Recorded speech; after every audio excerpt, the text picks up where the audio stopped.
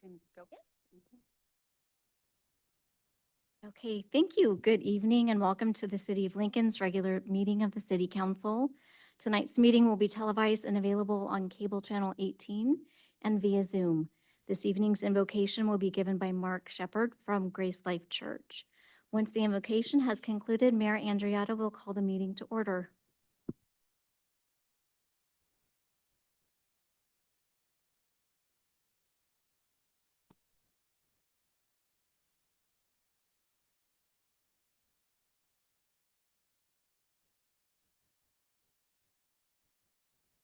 Business matters at hand. May you give them guidance and wisdom as they move forward to continue to build and strengthen and look out for the best interests of the city of Lincoln and all the local citizens that are represented. And we ask for your grace and your favor be upon them in their decision making. And we give you all the praise for it in Jesus' name. Amen. Thank you, Pastor. Really appreciate you coming. All right, everybody, welcome to the City of Lincoln, the 2025 regular meeting, City Council, Lincoln Redevelopment Successor Agency, Lincoln Public Financing Authority. Today is August 26, 2025. Call the meeting to order. Roll call, please, Hope. Councilmember Reedy. Here. Councilmember Pearl. Here. Mayor Pro Tem Brown. Here. Councilmember Eklund. Here. Mayor Andreatta. I'm here. Thank you. Dr. Lehman, would you lead us in the Pledge of Allegiance, please? About 50 years.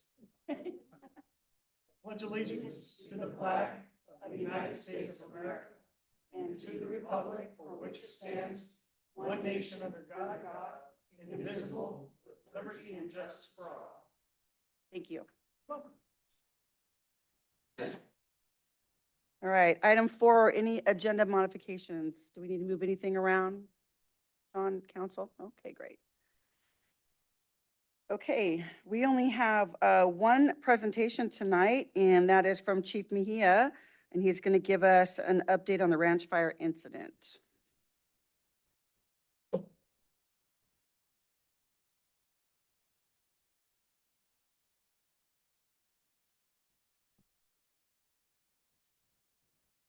Okay, good evening, Mayor, City Council, Anthony Mejia, Fire Chief.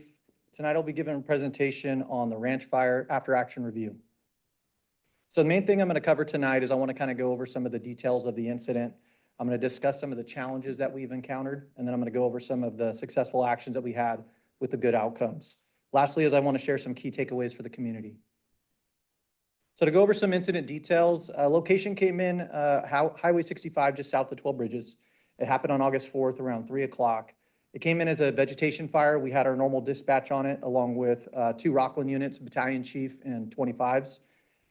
Fire location was undetermined by dispatch, meaning that we were still trying to figure out exactly where the fire was located. Weather was in the high 90s. We had no wind. And one of our units, Engine 33, was responding to another fire in Auburn on Water Tender 33. So already we started having a little bit of challenges. So some of the key incident challenges that we had was, first of all, was we had some values at risk. What we had there was we had 12 Bridges High School, obviously a big one, right? So seeing that in the rear view where the fire was kind of headed really heightened the incident for us. The second one for me was firefighter safety. Just knowing that it was a grass fire, it was going to be a hot day. We wanted to make sure that these firefighters were safe. Next was the complex incident location. This incident location was kind of saddled right in between the county area, Rockland's area, and ours. So once we got there, we actually realized it started on the county side, moved into Rockland, and then, but once it got established, it was well into the city and was making a good run at the high school. So we had a pretty big challenge with the unavailable resources. We had 2 active vegetation fires that were happening in Auburn at the same time. So what that really did is it drew a lot of resources over to the city of Auburn. We had our engine going over there right away, and that compromised all of our air resources and our ground resources. So meaning those specialty resources like the dozers, the hand crews. And what that knew right away is it split our coming units. And so we knew that those responses were going to be hard. We had 5 agencies responding at the same time. So what that meant was our communications and coordination was really, really hard. Just trying to get those 5 agencies together, get us all on the same game plan, make sure our comms are all right, was a difficult challenge. The thing I want to show you guys today is like looking at this screen, as you guys can see, this is our incident management system. This shows you all of our units and how it was tracked. This is a program we brought on early in January. And so if you can see all of these units, we had 27 different units here. So with those 27 different units, we basically had them tracked, knew exactly where they're at, what divisions they were working on.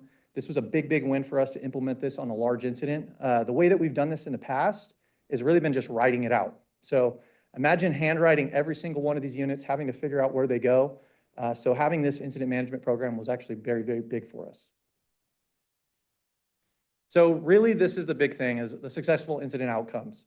We had no injuries or property loss. What I would tell you is like the big one we had concern with was obviously 12 Bridges High School. Knowing that this fire was making a good run at it, we didn't have air resources at the time. So, and then just having no injuries. So that was a big win to make sure that no firefighters had heat exhaustion. Nobody had anything that was significant or big enough that caused them to go to the hospital. The fire was contained within the designated boundaries. We set those boundaries very early on in the incident. We knew it was going to check up at that creek bed. We knew we didn't want it to jump Joiner. We knew we didn't want it to go to the other side of 65, and we kept it all in those boundaries. So those orders were given out very early, and we did a great job with it. What I really want to emphasize here is the strong mutual aid coordination. Like I said, we had 27 different units on this fire. 3 of them were ours. So without all those mutual aid coordination, without the relationships that we had, getting the resources there, this fire would not have been stopped. I'll tell you that much. So we had great, excellent teamwork from Lincoln firefighters, police, the dispatch, and public works. With all of us combined, I'll tell you right now, dealing with PD and dealing with evacuations, traffic control, public works helped us with extinguishing the fire the next day. So they did a great job with that. And the fire was stopped at 145 acres. So it made a run, but we actually stopped it right where we wanted it to, which was kind of like a good controlled burn, if we can say that. But the reality was that we made a good stop on it. So what are the key takeaways for the community? The big takeaways for the community are this, is that we've had 3 large fires in the city of Lincoln in the last month and a half. Main thing that I want us to really realize that these fires have not had any wind behind them, and they've been on flat ground. So we really need to have a heightened awareness that if we have a red flag warning day, we have these things get in alignment with some sort of slope, these fires are going to move fast and our people need to be ready. So we're setting a document up. This is going to be on our website. It's called Ready, Set, Go. This is a statewide initiative that is utilized across the state to really show people and prepare our community for a wildland fire and getting them ready, and that'll be more to come. Lastly is I want everybody to stay informed. So if you do not have the Watch Duty app, please get this on your phone. This is going to give you alerts, early notifications. It's going to let you know what the fire is doing. So it's going to give you real-time alerts, and it's something that the firefighters are using to this day, even en route to fires. So that's all I have, unless you have any questions. Any questions from the council? Any comments?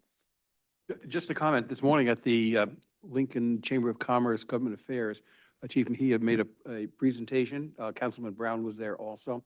And what he did is go over his vision for the department going forward. Very impressive. So thank you, Chief. And also, when that fire was going off, I was talking with us. Interesting, I was talking to our city manager, and he was relating that we don't have any air resources, but I said, I got eyes on that because we were on the south side.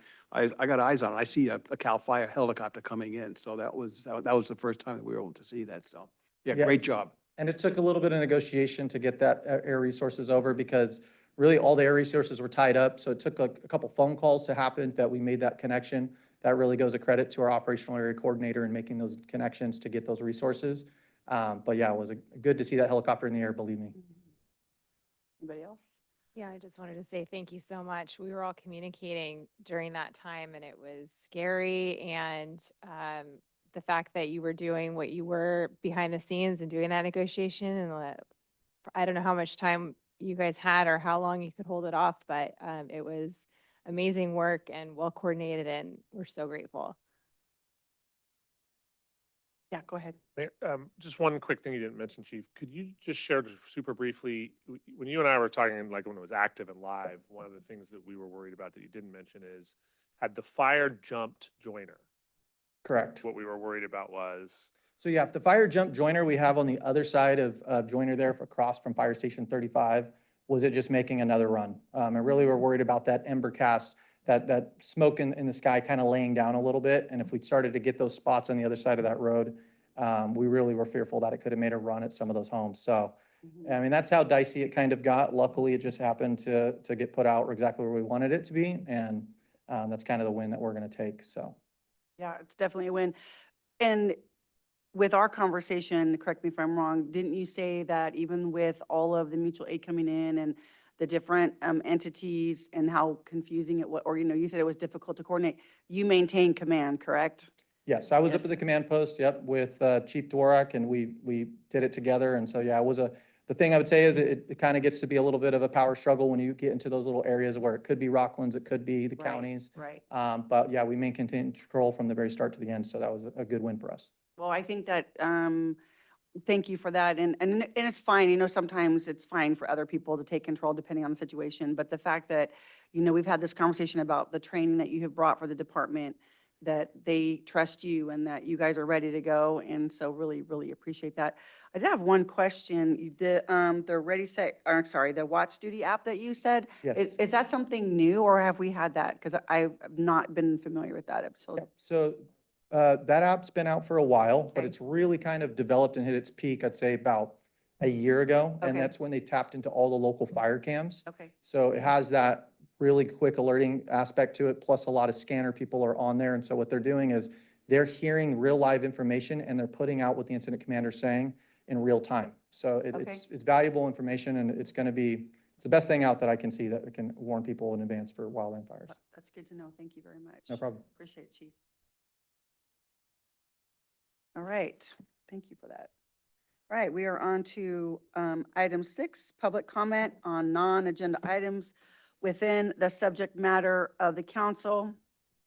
All speakers' time will be limited to 3 minutes unless extended by the mayor. All comments or questions should be addressed to the mayor, and in most cases, the city council is prohibited from discussing or taking action on any item not appearing on the posted agenda, but may engage in brief discussion if it's warranted. Provide direction to staff or schedule items for future meetings. I have one card for this, Mr. Stan Nader.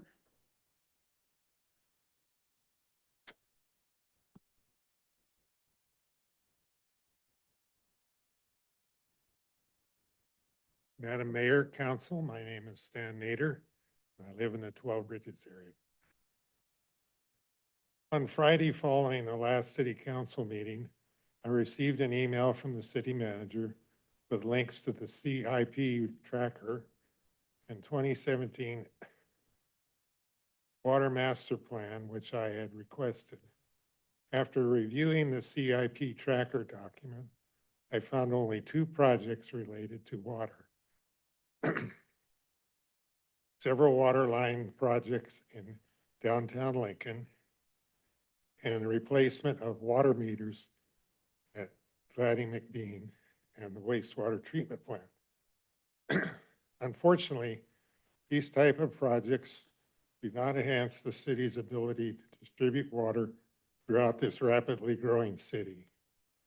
After reviewing the 2017 Water Master Plan, I found 4 water distribution projects which were proposed to be completed in 2022 that have not been done.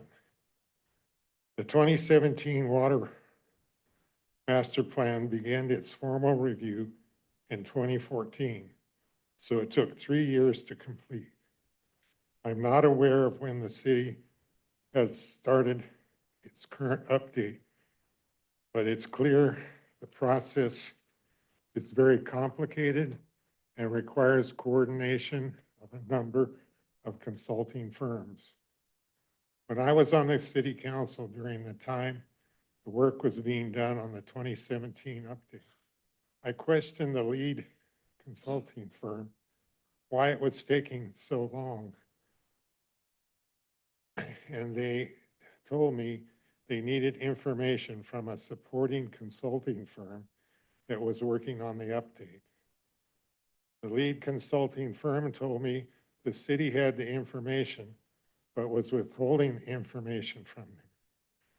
Being a person that always wants to see things move along, I went to the supporting consulting firm, obtained the information, and delivered it to the lead consulting firm. Now that the city has different administration, it is hopeful that such a situation will not occur again. I was hoping the city council would have considered the issue of the city's ability to distribute water throughout the city important enough that you would have put the matter on the regular agenda as I had requested. so that there could have been an open dialogue allowing the city council to opine on this subject. I will be back in 2 weeks. Thank you. Thank you for your comment. Appreciate it. Okay, I don't have any more cards, but is there anybody else in the council? Mr. Chapman?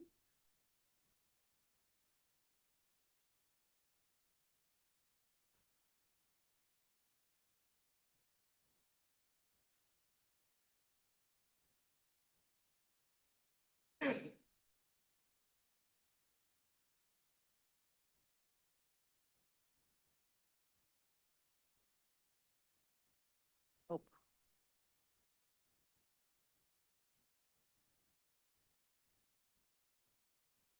Try that again. Hi. Byron Chapman, 12 Bridges. Madam Mayor, council members, and city staff. I wanted to change my approach a little bit about what's going on and hopefully make this fun in the same part. I have 5 $100 bills sitting in front of me. There's a reason for that. I want to give every opportunity for everybody on the dais to get this money and donate it to their whatever charity you would like. However, you have to pass the test. And what I did is help me out earlier. On your desk there, you'll have a packet that I gave to you. All you need to do is look at the one that has the orange tag on it. When you look at that, I want you to look at the document, and I'm going to ask you 2 questions. At the end of that time, we'll determine how well you do. Okay? So what I want you to do is go to that tab and make sure that you look at, there's 4 pages. There's not a whole lot of reading to it. There's a lot of empty spaces. So once you've done that, I want to ask you 2 questions. You don't have to write anything down. I would hope that you don't go to your phone in order to get the information, and it probably wasn't that hard anyway. Mr. Chapman, I'm sorry, with all due respect, we want to hear your comments, but the council is not going to respond to your questions. We want to hear your comment, want to hear what you have to say, but we're not gonna do that. Okay. Well, change, I guess, is different.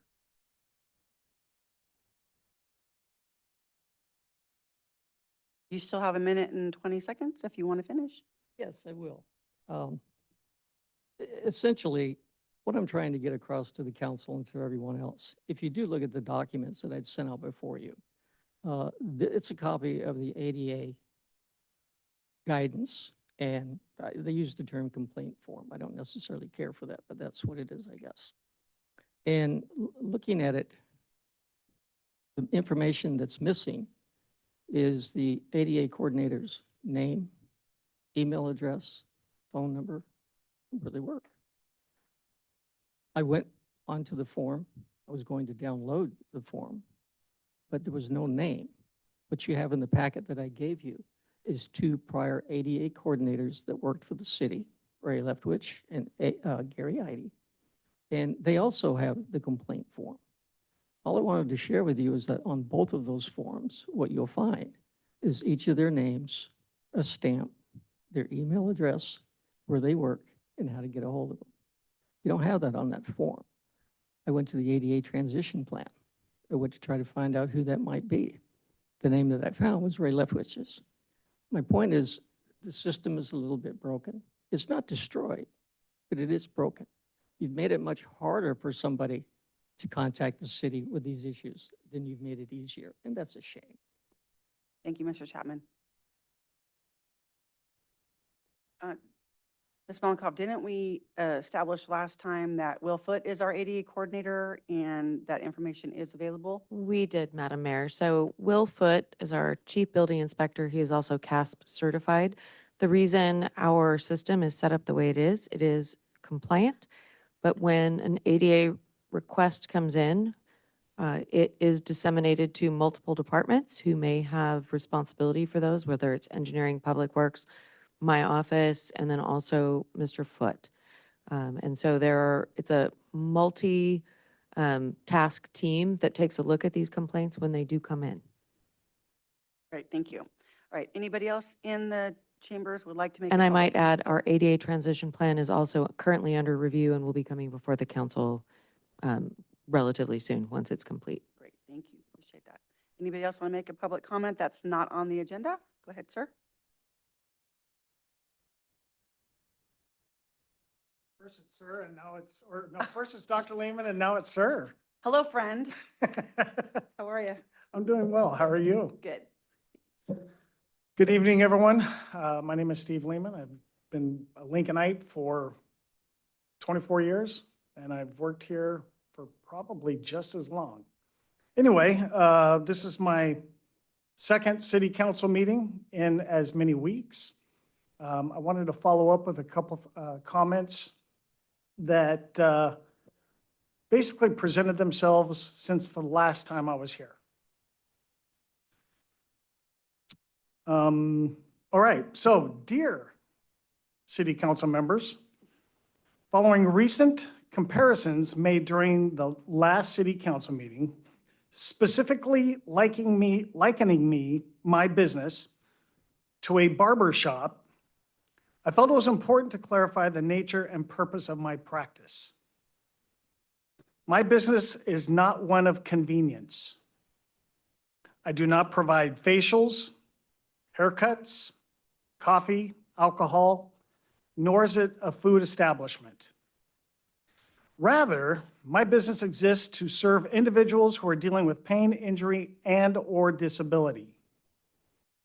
The work I do directly supports healthcare outcomes and enhances quality of life for people who may have limited mobility or require specialized care.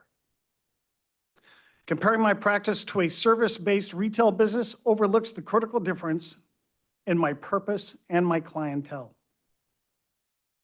The distinction is especially relevant when considering the issue of parking. Instead of installing individual signage for every business in town, which was made apparent last week, I suggest that the city consider revising its parking ordinances to provide designated and prioritized parking for healthcare professionals and their patients. This approach would be more efficient, inclusive, and inequitable across the board. Please understand, my business is not one of convenience. After the last council meeting, I observed two changes, or one change in the city parking, and I don't know, maybe you guys can clarify this for me. But when I was leaving, I noticed that all the parking in front of the pizza place down the street is gone. It's for patrons only. And I got to be honest, that did surprise me a little bit. Anyway, so these changes that were made down the street may or may not affect the city parking issue. I don't know. But I'm not requesting the elimination of parking, but rather the appropriate accommodations for patients seeking treatment for disabilities. I believe it's in your authority to change those ordinances. I hope the City Council will take these factors into consideration and we continue working towards policies that reflect the diversity and our business community and prioritize accessibility for those who need it the most. Thank you, Dr. Lehman. Thank you. Appreciate that. You want to, or? Sure. Okay. After we received the comment last meeting, I dove into the issue a little bit. So a couple things. First off, what I would just say about the comment as it relates to the use of the building versus what were clarified as convenience uses. I don't think that it would be accurate nor fair to say that a barber shop or a bar or pick any retail establishment do not have a duty and a responsibility to also serve those who are disabled and in need of access to their business. We don't view them differently. And in fact, Mr. Chapman has mentioned many times, neither does the Americans with Disabilities Act. So parking as it relates to individual use, while there may be additional needs for additive spaces and capacity, access is access in our perspective. Second thing that to make this slightly more complex, I know that from some perspectives this is really simple. Just do it, right? However, there are dozens of homes in this area, both residential, there are commercial uses in this area. This is one of the oldest areas in town.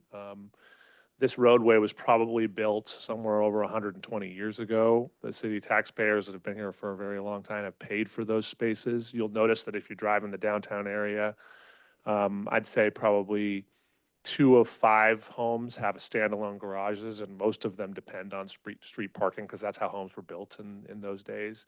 So it's just a very different scenario than you might have in a residential subdivision. Like, for example, I live on the far east side of town or in other areas. And so there's a sensitivity to making wholesale parking changes for one individual use over others. And then the third issue that, should be said, if we're being fair, is that when this area was rezoned to allow for mixed use, because it always wasn't like that. The reason why when you drive down that street, they're all residential looking homes is they were all residential homes.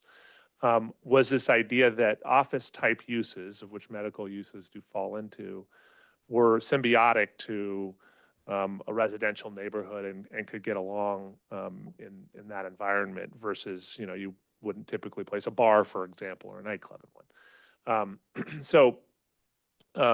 I looked around to try to find programs that existed maybe elsewhere where individual businesses were able to essentially stake claim to a number of spaces during business hours, let's say.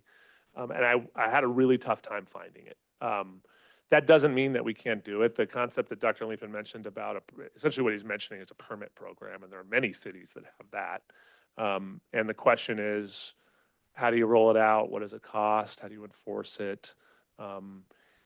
What I was kind of hoping was to, and I'm about halfway through it. I just wanted to make sure I wasn't giving Dr. Lehman a half-baked response with some options.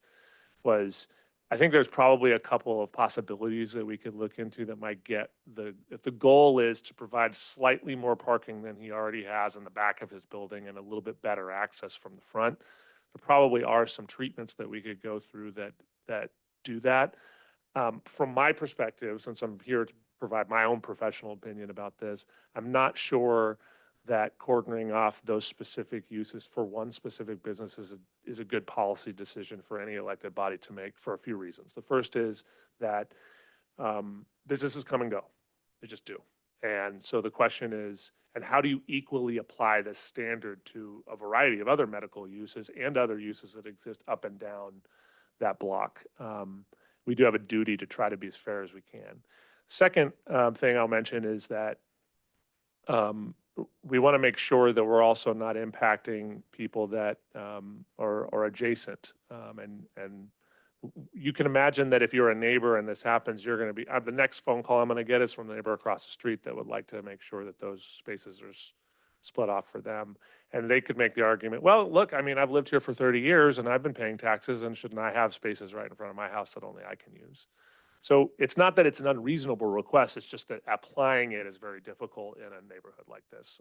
So I'm going to come up with a couple of options. I'm sure we will have more conversations about that. And the last thing I'll say, since I know I'm way over time, is if we're going to talk, I would caution anyone, if you're going to try to apply what we might do in a commercial area as it relates to economic development in the downtown that doesn't have adjacent residential, I think we're apples and oranging a little bit. So that's my perspective. All right, thank you, appreciate that. Do you have another card?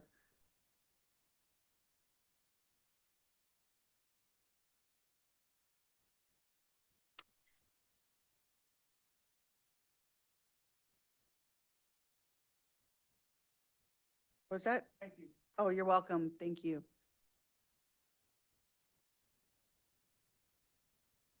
Okay, Joanna Loya. Hi, welcome. This is for the general one, right? I submitted for, so I'm not sure what you're calling me for. This sorry.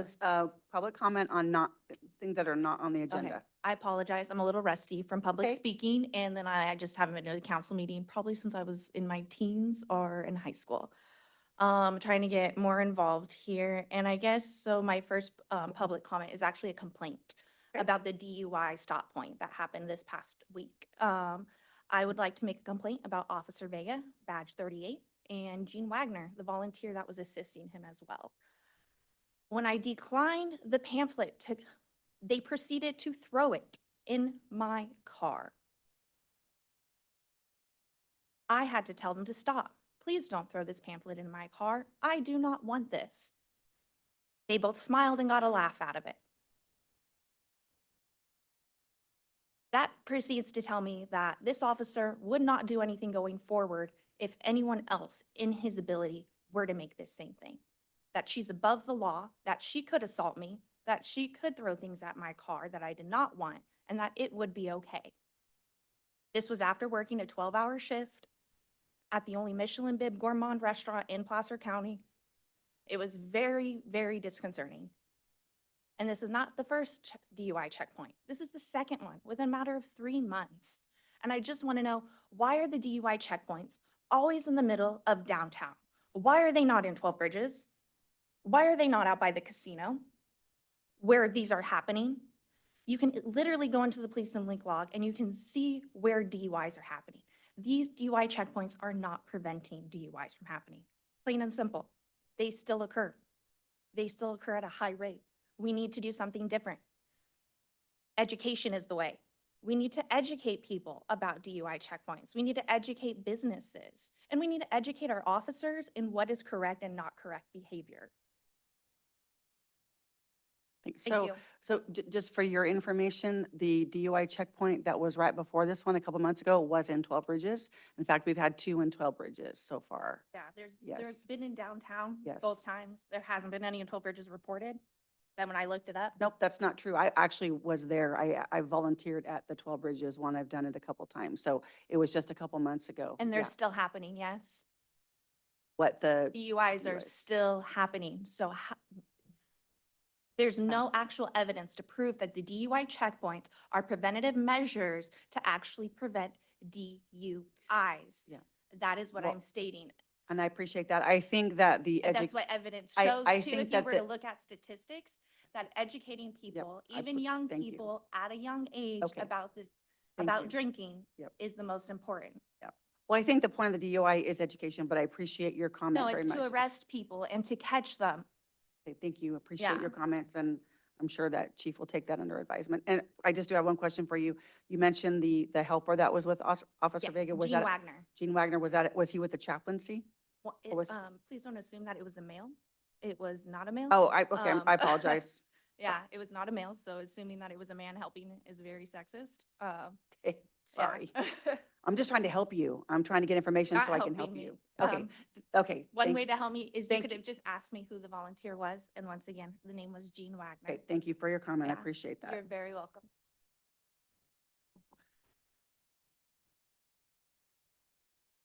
Okay. Is there anybody online that would like to make a public comment? Nope. And anybody else in the room before I close public comment on non-agenda items? Okay, thank you for that. Okay, moving on to our consent agenda. So we are not going to pull these, but we do have a couple cards that have, so this is how we're going to do this for Stella and Joanna, who have given me cards for a couple of these. So you may ask a very quick question and we'll try to answer it, and then we're going to move on. Okay, so for item 7C, Stella, what is your question, please?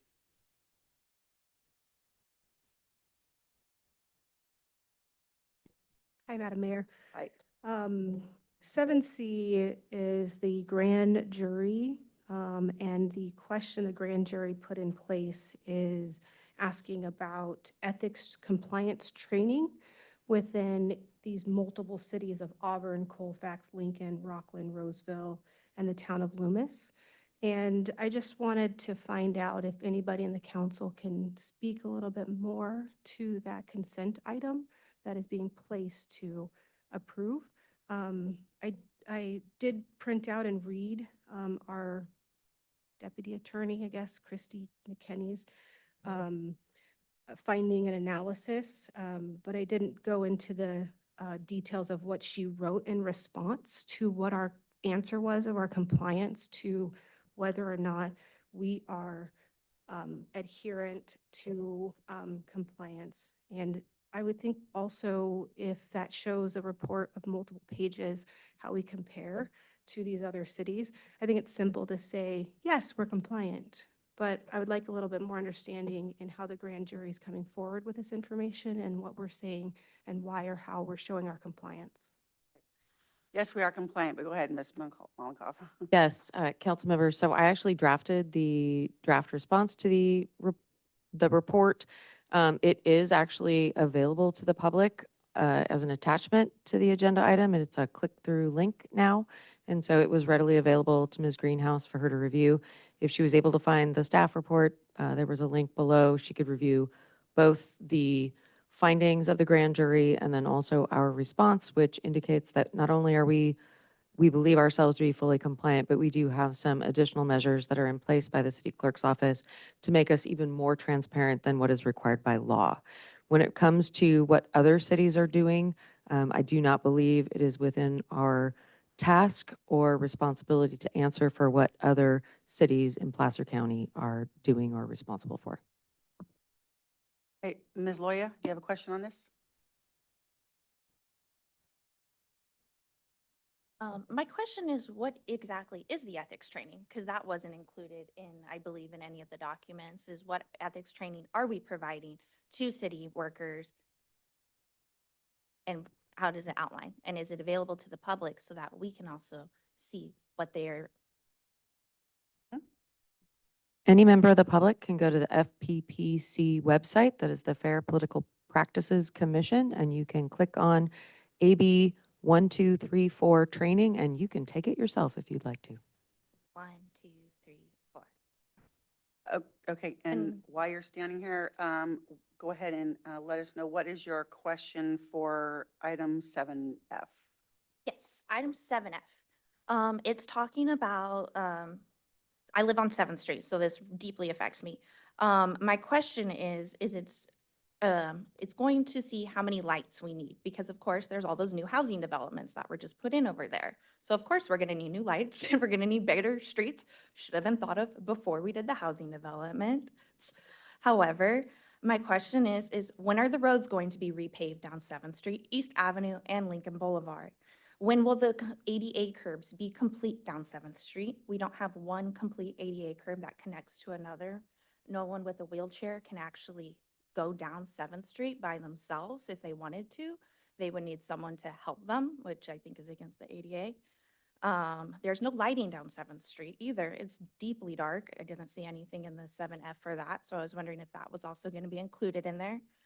And then I was also wondering if, because it says there's about $200,000 going to fund that project, if any of that money was also going to go towards any of this as well, even expanding over near the 193 and I believe the bridge that was supposed to be expanded. If any of that funding is also going to go towards any of this that needs to be done. Okay, well, so we're gonna just focus on the actual item and your question about the actual item, not all that other stuff. Matt, would you like to briefly just, did you get the? It's a lot, I know. Yeah, Ben, please, go ahead. Okay, specifically for the item is actually to analyze existing intersections identified in our PFE program, which tries to stay ahead of development. So what we're asking for is to utilize PFE funding to study these intersections to determine when is the appropriate time to improve and signalize these intersections. So this is a typical thing that the city staff is trying to do, to try to stay ahead of development. It's something that we know will need to happen sometime in the future. That's why these intersections are identified in the PFE. Now, some of the concerns I did hear sounds like it pertains to, pedestrian access and ADA access, and it sounds like it's a lot of public improvements that are currently not existing along 7th Street. Unfortunately, we understand that, until land is developed, streets, roads, including pedestrian facilities are not built. So if it's adjacent to vacant property like in 7th Street, we won't have those improvements until there is development. But as far as this particular item, We're just trying to stay ahead of development and identify when signals would be needed. Great, thank you. Okay. All right, and since you're already standing here, what Up would here. be your question on 7G? 17, okay, yes. My question is why is this needed? A trip for the mayor? I think we don't need, or like, why is it needed? You know, I was trying to research what exactly the event was and what the vote was for and all that, and it really just seemed like it was an event. And I was trying to figure out what it was going towards to help improve the city, what it was actually going to bring back towards us. And yeah, It's not a trip for the mayor. It is a yearly annual conference put on by the League of California Cities that is open to every council member and elected official in the state of California. And we go to it every year, and some years more than one go, some years none of us go, some year all five go. It just depends on schedules. And the point of it is to go, and the voting is on resolutions that come before the league that affect municipalities, that laws that come through the state, things that affect the cities, affects how we govern for you. And so we go and we get training, and there's workshops, and we hear what's happening on the state level. So it's not a trip for the mayor, it's the League of California Cities Conference. yeah, conference trip, same thing. Yeah, but it's not a trip for the mayor, it's the trip for city council for training and for advocacy for the city. Are you going? I am going. So that's a trip for the mayor in some ways. Yeah, thank you for your Yeah, comment. you're very Appreciate welcome. it. You have a great Stella, night. what is your question for item 7G? What was that? Did you have something else to say? No, I said thank you for your comment. Okay. Yeah. Stella, your question for this one? Was that your question too? Oh, no, go ahead. Thank you.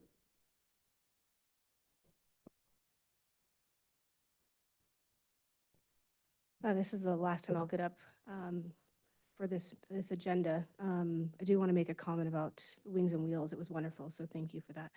And it's nice to see two badged gentlemen here at the meeting. And I do know you guys work really hard in your careers, and I know that I appreciate your work for the city. That being said, I was here, Madam Mayor, when you mentioned this event, and you said that you were going to be the delegate. I didn't know that we had to approve it as a city. And I remember Councilmember Brown saying, hey, I'll go with you. And so when I did print out the staff report, I was just wondering if you know if they give ahead of time what we're voting on during that time. And then also it says that the Cal cities, I want to make sure we're prepared when we go, right? That we represent well. Mhm. And I know that you represent. So the development of Cal City policies and how Cal City affects us, I think it's a membership that we're part of. And so I'm sure that there's a lot of benefits for our city. So I want to try to understand what we will benefit from this and what we will see come back from you as a delegate, as that's the recommendation from the staff. Thank you. Well, I think I answered that question already. And I don't, not to get into a conversation with you, Stella, but I don't think that conversation that you just relayed back ever happened. We didn't talk about League of California Cities with you ever. And so it is advocacy for the city. It is to understand league policy. It is to understand state laws that are going to be affecting all jurisdictions, and that is why we go. So, And Yep. Mayor, so the question that had related to like what would the voting yes, delegate thank vote you. on? Yeah. That, we don't know. We don't know because it hasn't been issued yet by the Yeah, we league. haven't But seen the when, resolution yet. when it is issued, we bring it to an open city council meeting, and it could be it could be a million different possibilities depending on what the issue of the day is. And the council as a whole usually votes to give direction to the voting member to say yes or no or nothing. So Right. that's how The it works. only, this item is only that the council is agreeing because Ben and I are going, that I will be the voting member, and if I can't, he will vote. We have to designate that before we go. Okay. Does the council have any questions about any of the items on here? Nope. Okay, then I'm ready to take a motion to approve the consent agenda. Oh, okay, Byron, come on over. What's the item number that you have a question on?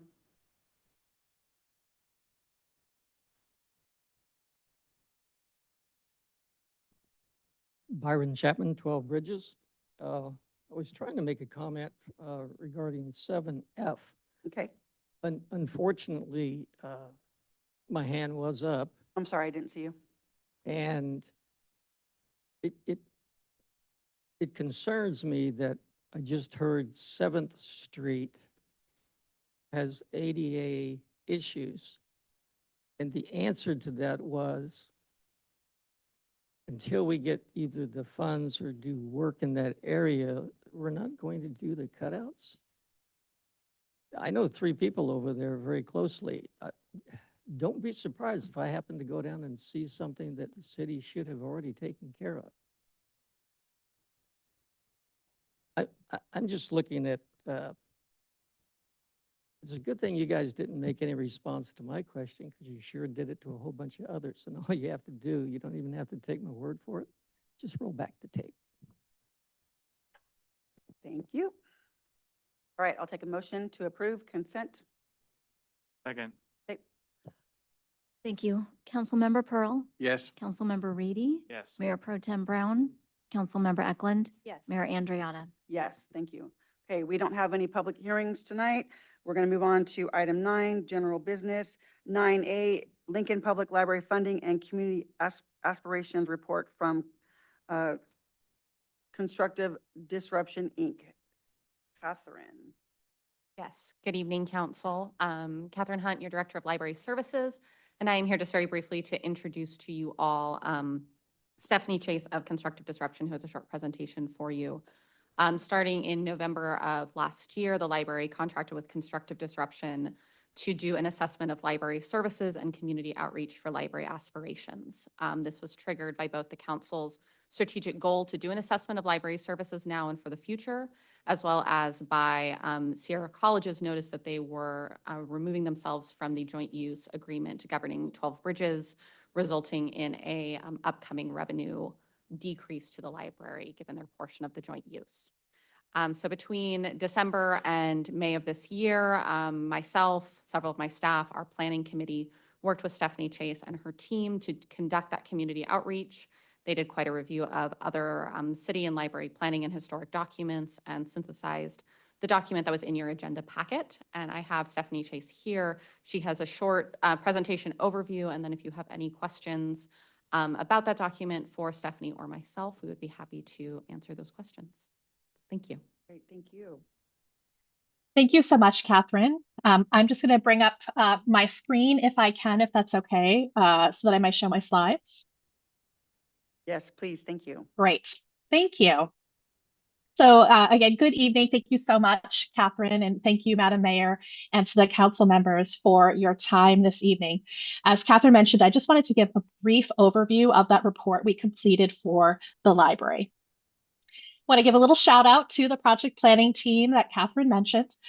So along with my colleague Judah Hamer, we worked with the team, as Catherine said, from November to May to really research the community needs, the aspirations, and the resources that are available for library service. That was synthesized into a much longer report, which is in your packet. And so this is just a brief overview of what the community really reported to us and what we found through that research. The context around why this research and the report were needed is not a surprise to this body. When Sierra College gave notice of their intent to pull out of the joint use agreement, it is going to result in a 25% reduction in the library's income under its current budgetary structure. And so in addition to that, several kind of factors baked into Lincoln as a community really took on additional significance. As you know, and has been mentioned already this evening, Lincoln really continues to grow rapidly as a community, and funding for the library has not kept pace with the growth. And while the library is not alone among city services facing this predicament, when compared to libraries across the state, even with the funding included from Sierra College, the Lincoln Public Library is really facing a very serious predicament. So when looking at the place that the Lincoln Public Library really has in the context of public libraries in California, it's often much more effective to really look at the per capita spending as opposed to the overall budget. On these slides and in the report, we do share a historic overview of the total operating budget with the per capita numbers. And as the library's budget really has shrunk over the past 15 years, the Lincoln Public Library, even with the funding from Sierra College, is in the bottom 15% of libraries in the state of California by expenditures. So 157 of the 186 public libraries in California have a higher per capita expenditure than Lincoln. So Lincoln's overall expenditures for the library are less than half of the statewide median and only 29% of the statewide average. As this challenging funding situation is really most impactful when we look at the burden it places on staff to really provide a high level of service, including to students and with open hours that reflect school, often rather than community needs. We've highlighted that staffing in the middle column here. Now, of the 182 public libraries in California who reported staff expenditure data, only 19 have a lower per capita figure of spending on staff than Lincoln. So the very hardworking staff of your library simply really have no capacity to do more, including fundraising, which we'll touch on later. Really, all your staff is able to do is their best to provide a consistent level of service to your community members, really stretching to staff a really admittedly large and very beautiful library. Now, even with these challenges, the library is, as I said, beloved and well supported by the community.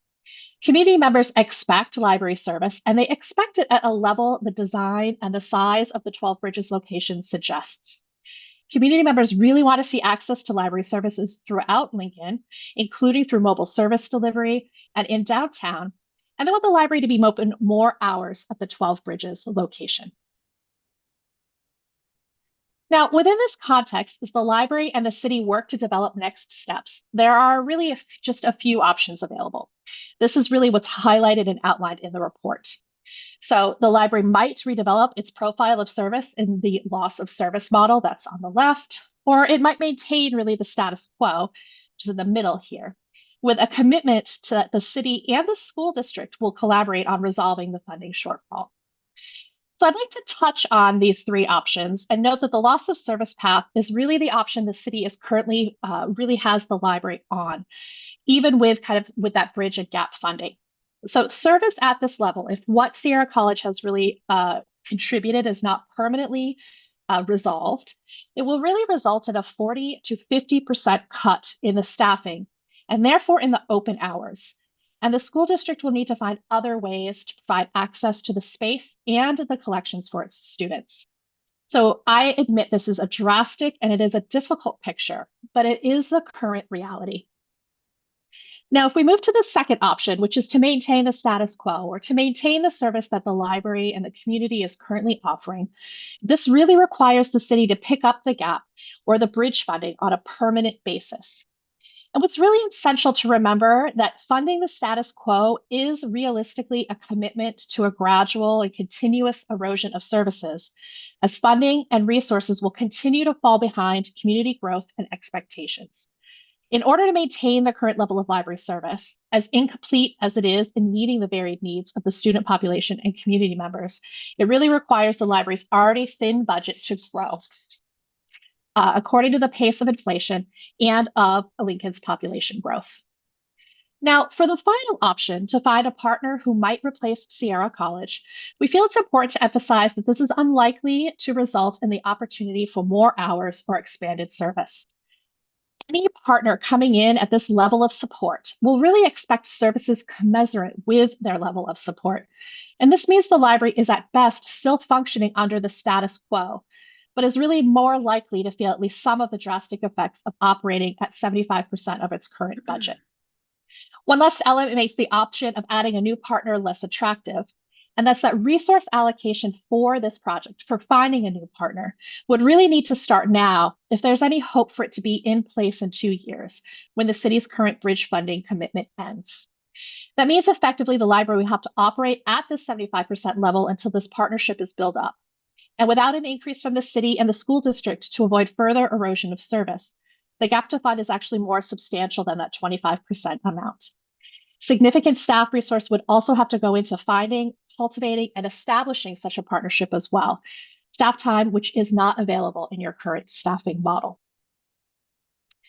When looking at next steps for the budget, we outline here kind of the three options, those three paths I highlighted. And what I think is important to really emphasize is that memorandum of understanding that currently exists among the three parties will need to be reopened and revised regardless of the path chosen. So both parties, the city and the school district, should take the opportunity to ensure the revised document more clearly outlines funding responsibilities and the benefits accorded by the level of investment, and contains and maintains specifics only if those specifics will be enforced.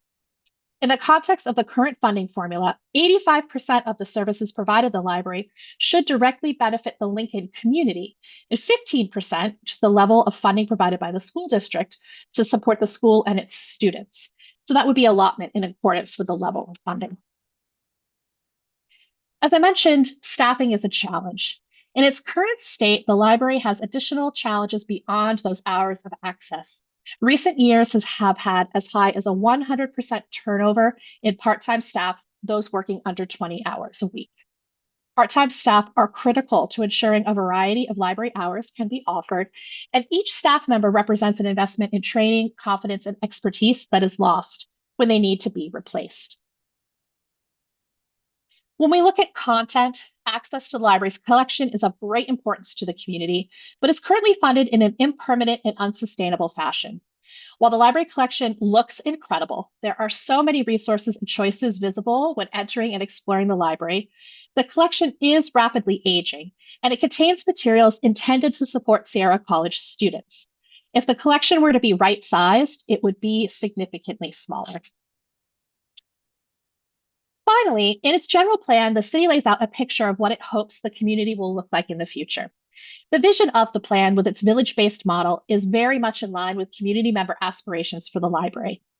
As someone who spent their career working in municipal libraries, including as director in a rapidly growing community and serving on that community's long-range plan advising committee, I can especially emphasize kind of this third point, that the proposed published housing plans and anticipated price points for the new units in Lincoln imply that new residents will be more diverse, more formally educated, and will be relocating from areas where library services are more robustly funded. So these residents will arrive with higher expectations for library services. Now, finally, as we return to the options at hand, I just would like to highlight some key figures. Over the past 17 years, the community has increased its population by 24%. And at the same time, the library budget has contracted overall 1% per year, so that today it is 17% lower than it was in 2008. If we consider inflation over that time period in purchasing power, the library's budget has shrunk 45% over the same time period. This level of funding for the library, which is, again, in the bottom 15% of all public libraries in the state, is not in alignment with the kind of community and family-friendly small town investment that Lincoln positions itself as focusing on. And unfortunately, there are really no good options available. The city of Lincoln will either need to take the position that library services are not part of the vision they have for Lincoln's future, which would seem to be in direct conflict with the feel of Lincoln, the commitments of the general plan, and community aspirations, or we'll need to commit to a long and gradual reinvestment in library services. There's much more detail in the report that we prepared for the library, and it's our hope that this overview has provided you with context as you read the report, as well as inspired the opportunity to plan what's ahead. As we end, I would really like to extend our deep thanks to Library Director Catherine Hunt and the incredible, dedicated staff, volunteers, and supporters of the library.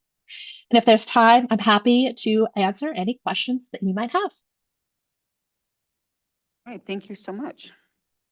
Okay, questions, comments? Yeah, I had a couple actually. Sure.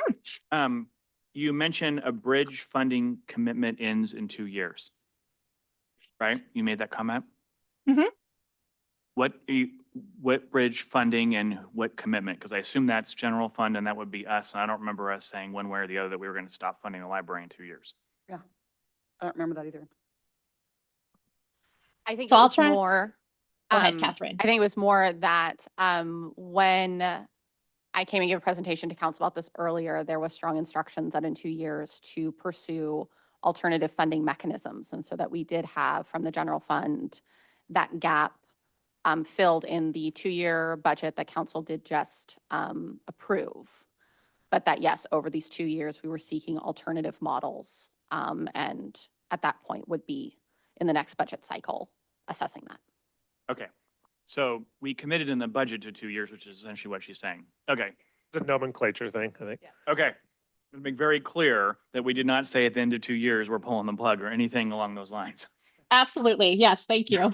Okay. And then you made a comment about the collection and the makeup of it. Mhm. And you said that there's a it would be dramatically smaller or some word smaller as a result of not incorporating the Sierra College component of the collection. So my question is twofold. One, what is that percentage? And two, how much, my understanding was Sierra College didn't use the facility a super amount. So why, how does we get to putting that much in the collection for, I get it, they were paying for it, so we did it, but then just no one used it. How do we if they're backing out the funding part, shouldn't we be, what's the ramification of pulling out the part of the collection that was for them that they weren't using that we now don't need? Is that right? Am I understanding that correctly?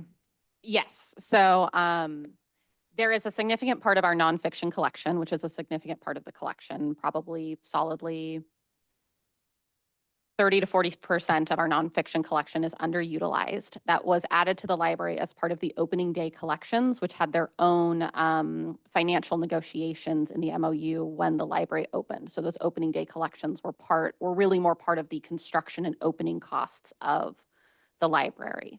So we have not necessarily been continuously adding out of our annual collection development to support those. But in the opening day collection, we do have many volumes that were designed specifically to support Sierra College classes being offered at that time. With our staffing limitations, we have not been able to basically review and remove from the collection at the pace that would be expected from a public library. That is a standard part of library management, is to remove items that are no longer useful or relevant to ensure there's space for what is most useful to the community. We don't have infinite shelving space. We have not been able to do that, which is one reason why we do have these kind of historic titles that are both for a different user group than we currently serve, as well as they were added for Sierra College classes in 2007 for many of these topics. The discourse surrounding them has changed. So we do have some volumes on the shelf that really don't represent the best use to the community, and that's simply a project to assign staff time to. Okay, so this 30-40% of the nonfiction that isn't being utilized sounds like it significantly dates back to 2007. So it's not a substantial ongoing cost because you're not really maintaining it and turning it over. So the opportunity for the library is freeing that space up for adding to the collection to maybe meet the market that we do have better. Exactly. Thanks.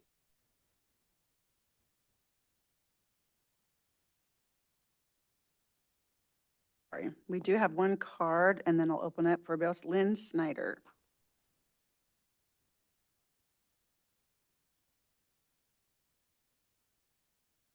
Good evening, council members. My name is Lynn Snyder, and I have lived in Lincoln for 10 years. I am a member of the Library Advisory Board. I ask you to continue financial support for the library.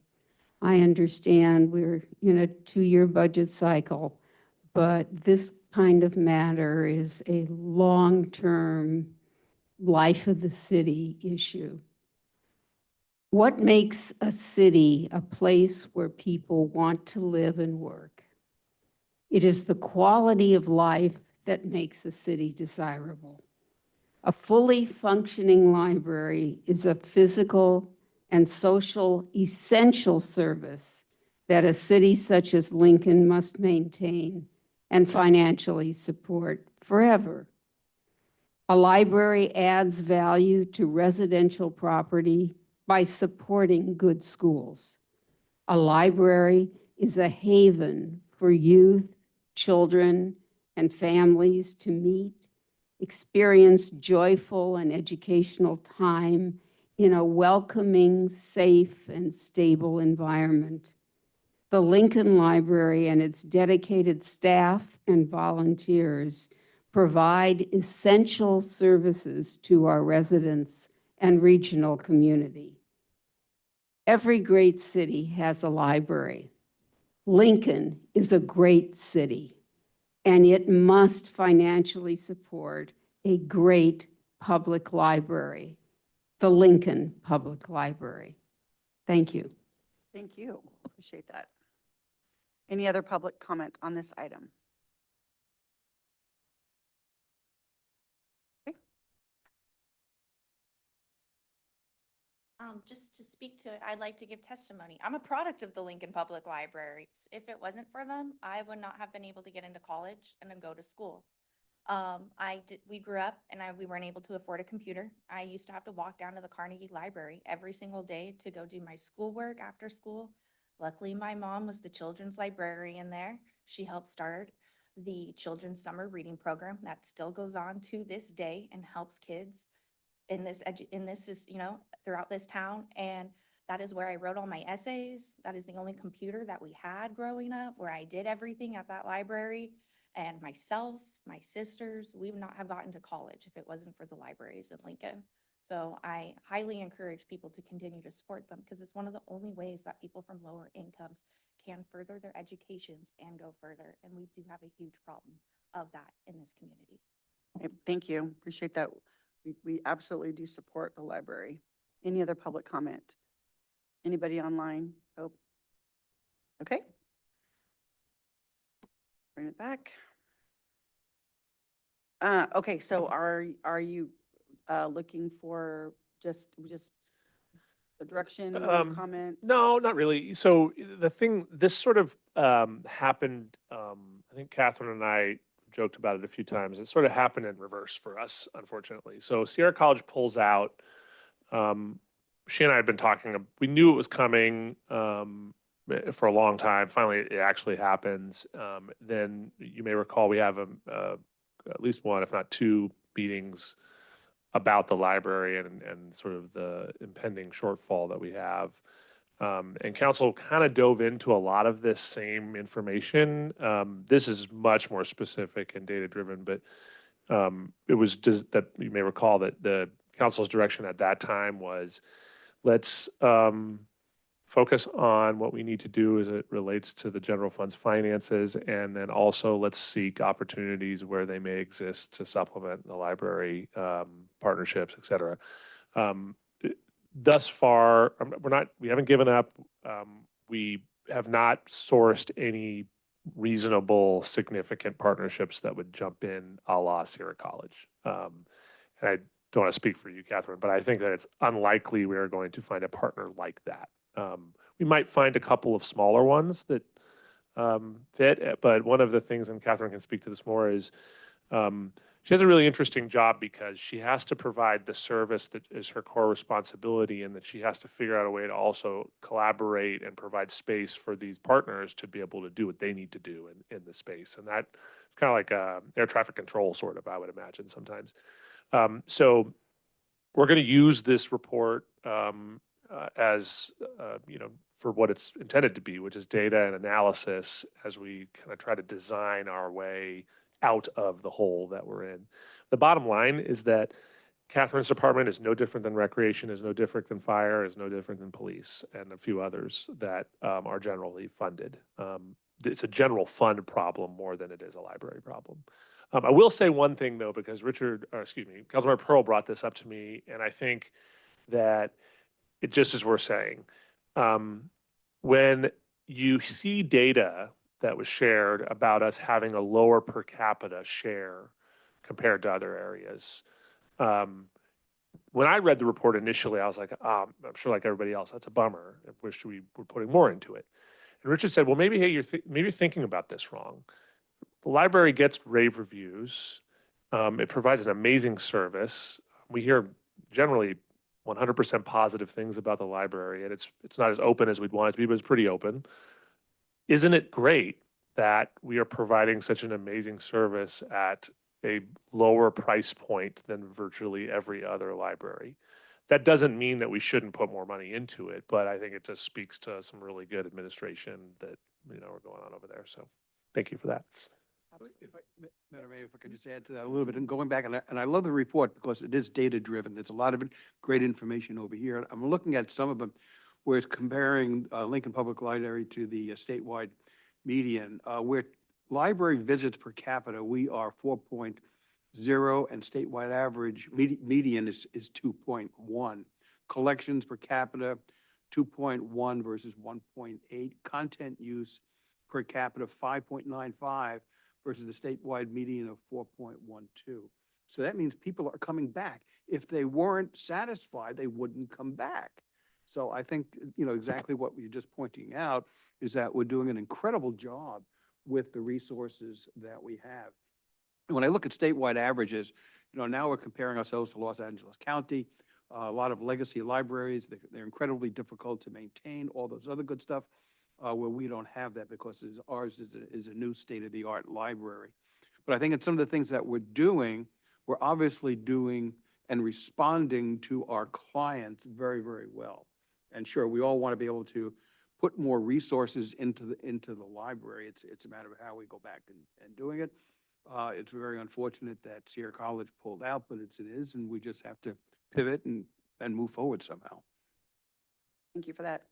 And I appreciate your comments too, Councilmember Reedy, because I'm listening to that and I was like, wait, we didn't say that. So I was a little confused, but I really appreciate the report. Appreciate you digging into that.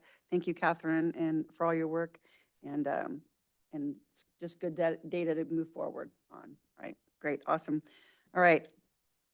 Did you want to say something? Oh, sure. Okay. Is this also where we can give some ideas or suggestions as to how we might pivot for additional services or things that we do at the library, or?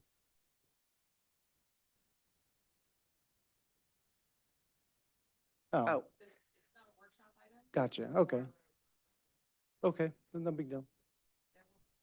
Yeah, we can Okay. bring it back. Yeah. Yeah. Cool, thanks. It is a big deal, It yeah. is a big deal. Yes, Yeah. yeah, I've got a few. So. Okay, great, write them down. Okay, item 9B, California Statewide Communities Development Authority Open PACE Program. Sean. Thank you. Okay. Very different kind of item. So it will not probably be quite the same curb appeal, but still pretty important. So this actually comes as a request from Councilmember Reedy, in addition to a couple members of the community who have been asking us about this. And it just so happened, I'd love to just be able to say, hey, we just whipped this up really quick. But actually, my friend and colleague Gabe, who is sitting in the audience, who's with PACE, I've known him and his colleague there for a long time, and he has been on me for probably a year to get this done. And so it just turns out that it worked out that way. Really quickly, if you don't know what PACE is or programs through the California Statewide Community Development Authority, I think I'm going to just explain it in layman's terms, which is how I understand it. So some time ago, the legislature, as a result of rising energy costs, created some programs that they thought might help with energy efficiency. And they tried to figure out a way to do it so that folks that would otherwise have a tough time accessing, let's say, an energy efficient HVAC unit, energy efficient windows, solar, et cetera, they just couldn't afford it. They created a program that sort of adds projects that you may want to do onto your property tax roll, and you pay off those projects as you live in the home, or conceivably if you sell it. I think some programs allow you to pay off the remainder in equity, or it moves on to the next homeowner. But basically, the idea in the beginning was to give people with limited means the ability to do some of these improvements to not only limit their power usage and lower their bills, but also not be killed by some expensive credit card or loan that they were taking out. And so it was a really great, and it also applied to water conversion and conservation too at that time. So early days, there were a number of companies that came forward and started to get cities to sign up. The city of Lincoln actually has been a member of CSCDA since the early 90s. And we've had a couple different qualified folks part of that program that have provided this service in Lincoln over the years. In fact, council may recall, or at least two council members may recall, that a few years ago, the council actually agreed to bond refinancing for Rogers Family Coffee, who did some major upgrades through a similar kind of program. This one tonight is really, although I think there is a commercial component, it's really more based towards residential use. The local area, everything sort of expired in the early COVID times, and just recently, the county has added this back in. a variety of other cities. I think not every single city in the county, but most of the cities in the county and most cities in Sacramento have now signed up for PACE to provide this resource to their residents. One of the things that made this controversial is funny. One of the gentlemen that's sitting back there, we remembered that we had worked together years and years ago, and I had taken this same kind of item, and it was controversial at the time. And the reason was that in the early days after PACE, there was grifters and scam artists that typically were not associated with the legitimate companies that basically would show up at people's houses and talk them into these programs and weren't associated at all with, the program, or they gave them insufficient disclosures. So, especially senior citizens and folks that maybe don't spend a lot of time in this world didn't really understand what they were signing up for. And so there was this backlash against it for a couple of years. And the legislature really reacted. And it's rare that Sacramento really gets on it and fixes a problem, but they did in this case. You can see in your staff report, there's 1, 2, 3, 4, 5, 6, 7, 8 bills that have been passed since about 2016, all of which are regulatory in nature. They create all types of consumer protections, and Gabe can speak to that, to really tamp down on this kind of thing, because they created this program that was really good in its in nature, but was being abused. And so most of that's been solved. I haven't read a story about that kind of problem in a really long time. And our perspective is that this is an important tool for those who need it in Lincoln to be able to make upgrades to their properties without having to go get a loan with a higher interest rate that might be difficult for them to pay off.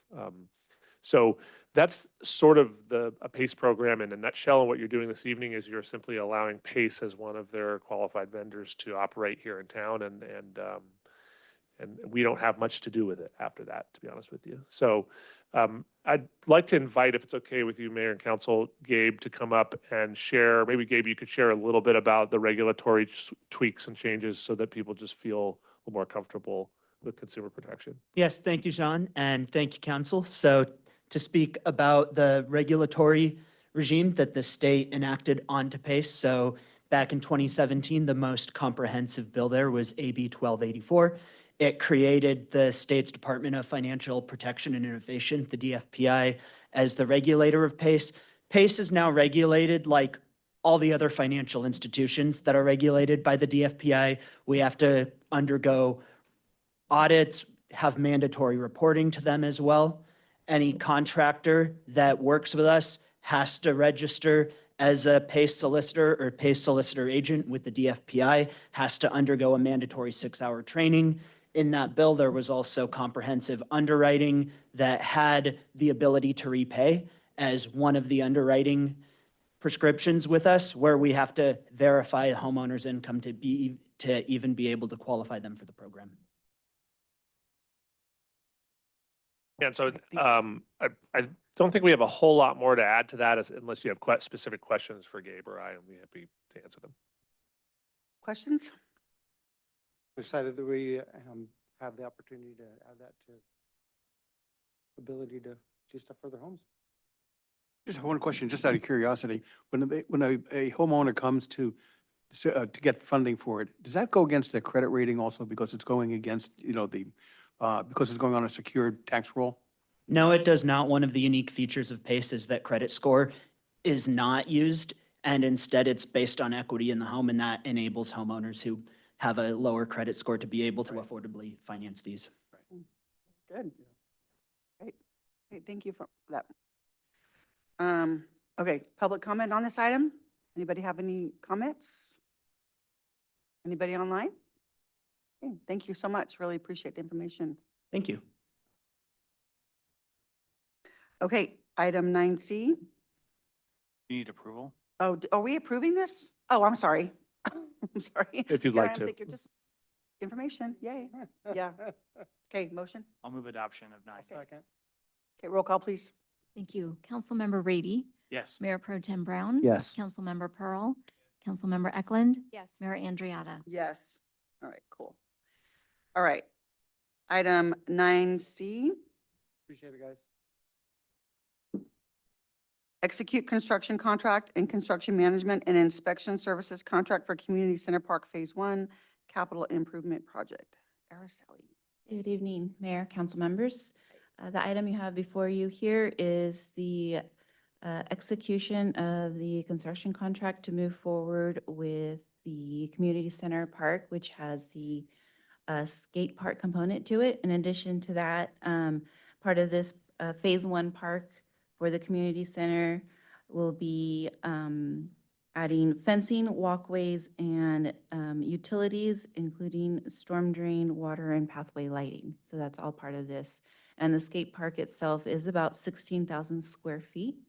And part of this ask is also an budget augmentation in order to make the contract whole, including construction management inspection services that we will be contracting with our on-call consultant team, Coastland. Are there any questions regarding the park itself before I jump into the fiscal analysis? So I will. Go right ahead. When we get to public comment. Yeah, she was talking about us. We'll get to you though, for sure. So I just wanted to point out in the staff report, we do have the fiscal impact laid out. And one of the two key components there is, as part of this project, we have applied for the Placer County Park funding. And there's $274,423 specifically that we have applied for. And we'll be going to county council. I believe they said September was when the item would be going forth. And we'll be hearing here shortly within, hopefully by the end of the month on that. And then the other item is that we are working diligently with our environmental consultants on this and looking further into the PCCP in lieu fees, which would decrease the budget augmentation ask to less, from 670,000 to about 215, if those two items do come to fruition. So just wanted to point that out as well. And with that concludes the presentation. The park itself is up, the schematic, the exhibit, and how the existing parcel is right now, and then what it will look like eventually. So that's the full master plan of it, which we're just doing Phase 1. Okay. So before I do my little diatribe, any questions or comments? Okay, so this is super exciting. We've been working on this for a while, and I really appreciate you, Araceli, and all the staff and all the time that has gone into the design and the work and the funding and all of that. And so just, I know, I'm sure our newer council members know the story, but just for a little background, back in, I don't know if it was 2020, it was COVID, 21, the skate park that had been over in McBean was just equipment, and it was 20 years old and it kept falling apart. But even then, it was removed without council's knowledge, and we were very upset. The town was very upset. And from that moment, and the council was very supportive moving forward, but from that moment, I pledged to make this one of my projects that I was going to take on, because it meant a lot to the community. It means a lot to not just young skaters, but all skaters. And like I said before, not everybody plays different sports. Not everybody plays football or, whatever. And skateboarding is, it's a good thing for a lot of kids. And we need to have a place for them to express that. And so this is one of the things that Sean and I talked about when we did our interviews and we had our one-on-ones. There were a few community items that he and I sat down, and I said, listen, these are priorities for Lincoln, and are you going to be on board with that? And he said, absolutely.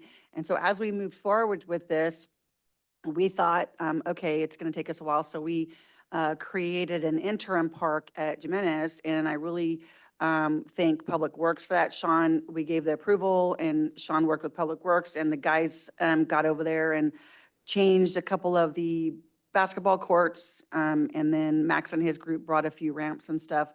So they had the equipment, but that was something that we decided to do just in the interim because we knew we were working on this. So it was never meant to be a permanent fix. And then it was like, okay, this is going to be an expensive endeavor because we wanted it to be a real state-of-the-art skate park. And so we started putting our heads together. How can we fund this?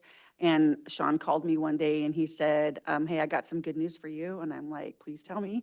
And he said, we found the funding for this. And as we've seen, there's a little bit of shortfall, but we've worked through those issues with the, environment mitigation, and we're getting the money from the county, which was brought to us like 2 years ago and so we probably should have had it 2 years ago, but we need it now. So it worked out really great.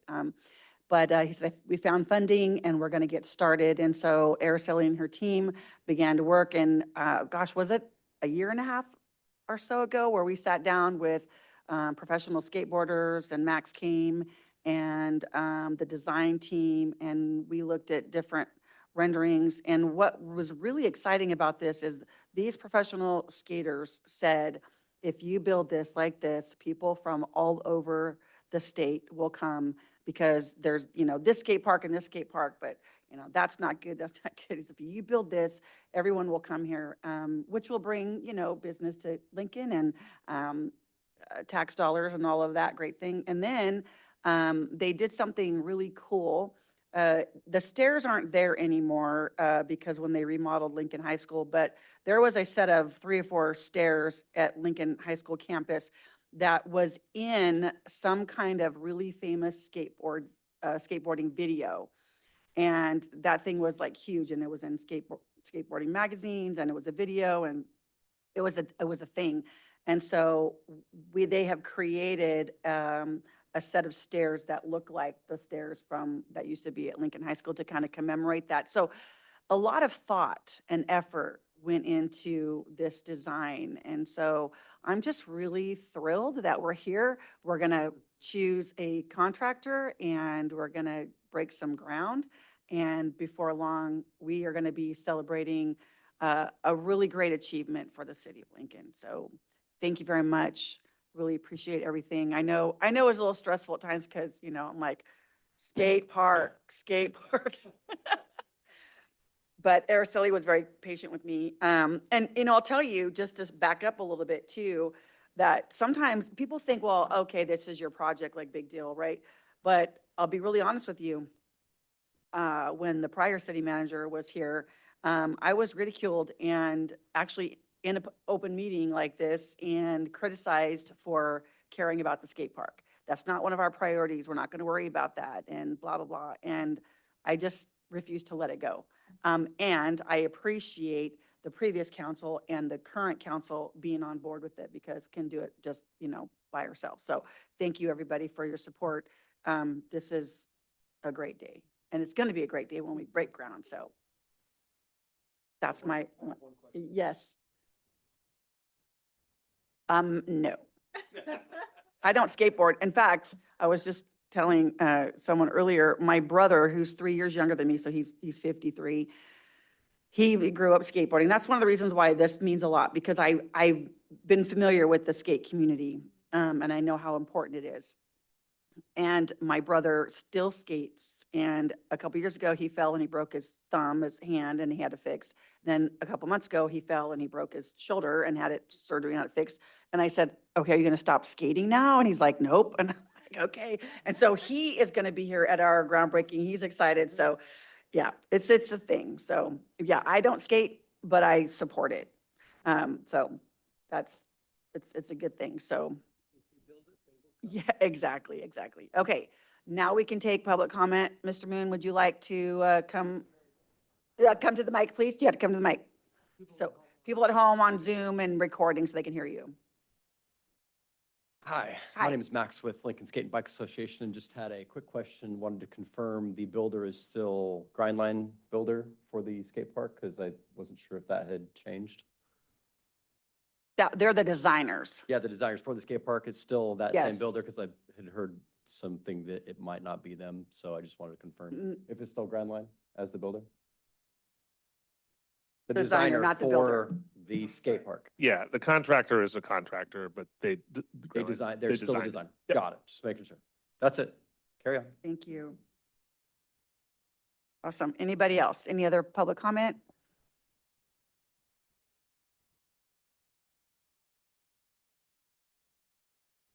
just a good thank you for doing this, because I've been, in the community since 1998, and I remember when that skate park got taken out. I actually went to high school with two young men who started the first skateboard shop in Old Roseville that unfortunately just closed, Abstract Rose. And so skateboarding has always been a huge part, and not even just skateboarding, any kind of things on wheels has always been a big part about this community because it's one of the only ways we can travel, and especially safely. And I also want to say thank you for keeping it in the heart of Lincoln and not in the outskirts, not putting it up where people don't have access to it like other places around here.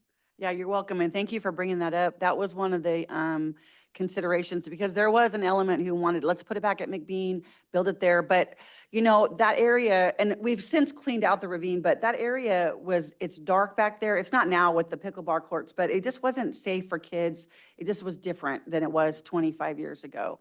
And so we thought, to your point, that putting it over by the community center in one of the least served part of town would be really great for our kids. So appreciate the comment. Yeah.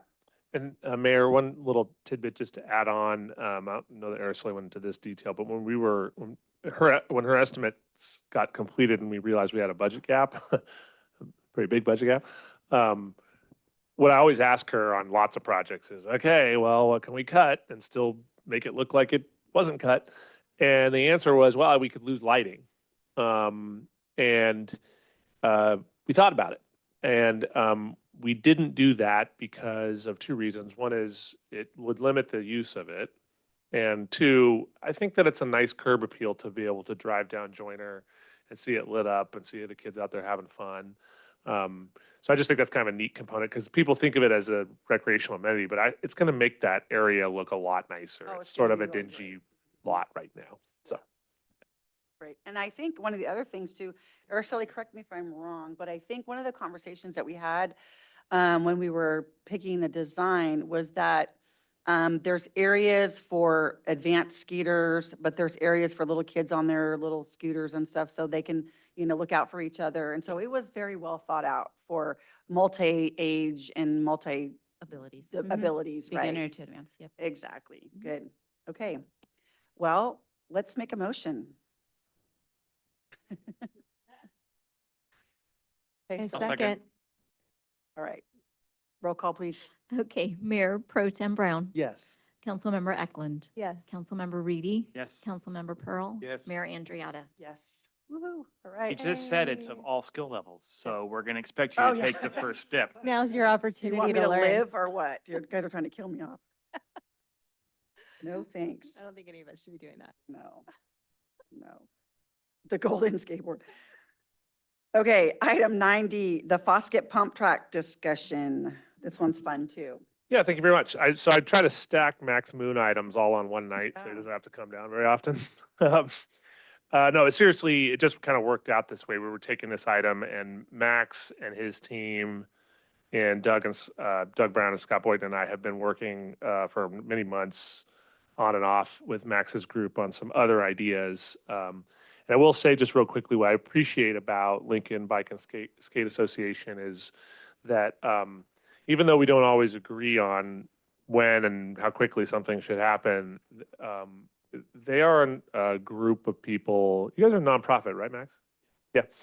They're a nonprofit that doesn't show up with complaints or, snippy comments or trying to jam somebody. They come with ideas and ways to improve things. And it doesn't always work out, but the reason why we are here on a lot of levels, especially as it relates to the pump track, is because they came up with an interesting idea and said, hey, why don't we just talk about it? And over time, it becomes more. So I'm actually, it's okay with the council. I'm going to go up to the podium for this one. Actually,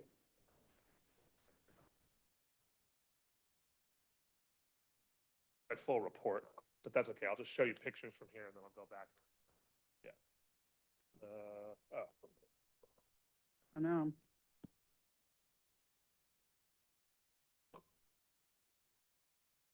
Yeah, it's me. Yeah. Oh, perfect. Okay. Oh, sweet. Okay. This is Fosket Park, as you know. What I would point your attention to is that little undeveloped portion, which is right behind Fosket Elementary School. That at one time was planned for an aquatic center. And it was a great idea, as all the aquatic centers are, although it is completely unrealistic and we can never afford it, at least as of today. And so Scott Boynton and I have been talking for many years about what to do with that property, because if you live out in Fosket or if you've ever been out to that park, what that property is used for primarily is overflow parking for big tournaments to some degree, and mostly for kids or irresponsible adults to rip donuts on the weekends when no one's around. So it's not really very used area beyond just those two uses. So we had thought about lots of ideas. We have a dog park over there. We thought about expanding. We thought about maybe another ball field or two. But we have those things, and those are easy things to put into new parks. What we're noticing is that we need more diversity in recreational activities in our parks. We need the things that everybody wants, the core sports and green space, but we also need other things as we're learning. So Max comes along with his group a number of months ago and says, hey, we have an idea. What if we partnered with the city and we created a pump track? And part of this came out of the reality, which was that the master plan for the community center park, where the skate park is going, the original design had a pump track that went around the skate park. And for a variety of reasons, that just was less and less practical. And if it happens at some point, it'll be a number of years down the road. And so what do we do in the meantime? So Max and his team put up this concept in front of us, which this isn't solidified. This is conceptual right now. I'll show you another one that's a little bit better design here, that sort of utilizes that space without major infrastructure improvements. So we're talking some parking, and then the remainder of the facilities are really dirt being moved and formed. And so what's been proposed, this has actually been to Parks and Rec Committee. We have project documents that Doug has put together that we're going to be putting on for council consideration for approval. But to give you just a broad, we haven't had this discussion at council level, and this is a pretty big deal. So we want to make sure we always inform you of these things prior to approval. The idea is basically we sign a license agreement with Lincoln Bike and Skate Association, very similar to the license agreements we have with the Potters and William Jessup University for the use of our fields, where they receive the ability to do this and certain rights to use the property.